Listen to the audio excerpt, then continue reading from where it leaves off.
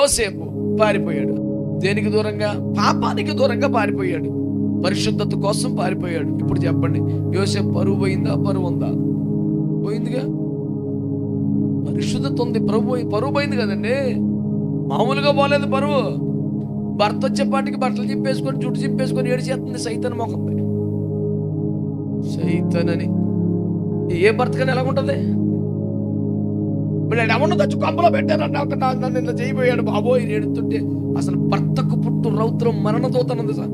చంపేపా ఆ దేవుని కృపాడికి చంపాలనిపించదు ఆ పూట. అసలు 100% చంపేయాలి అక్కడ. ఆయన తీసుకెళ్ళి జైల్లో పడిన అన్నాడు. బరబర ఈడ్చుకెళ్ళిపోయి జైల్లో పెడుతుంటే దారిలో అందరూ ఏంటి